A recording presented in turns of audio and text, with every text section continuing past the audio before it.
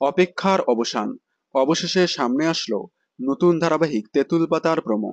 Star জলসায় আসছে নতুন ধারাবাহিক তেঁতুল পাতা, যার টিজার বেশ কয়েকদিন আগেই টিভির পর্দায় দেখানো হয়েছিল।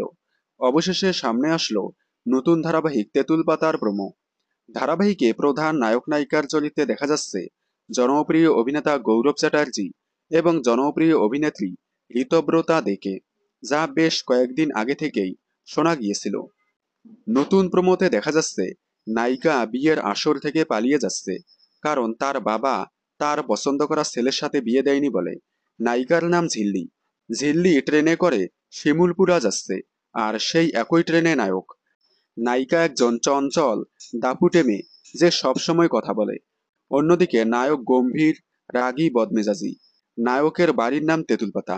ট্রেন থেকে নায়ক নায়িকা দুজনে শিমুলপুরায় নামে, আর সেখানেই নায়িকা নায়কের উপর ধাক্কা লেগে পড়ে যায়। ট্রেন থেকে ঝিল্লির যা অ্যাডভেঞ্চার শুরু হলো, তা থেকে কি নতুন মোড় নেবে? আসছে নতুন গল্প তেঁতুলপাতা। আপনারা তেঁতুল পাতা ধারাবাহিকটি দেখার জন্য কতটা এক্সাইটেড, কমেন্টে জানাবেন। নতুন ধারাবাহিকের সকল আপডেট সবার আগে পেতে চ্যানেলটি সাবস্ক্রাইব করে পাশে থাকা বেল আইকনে ক্লিক করে রাখুন। ধন্যবাদ।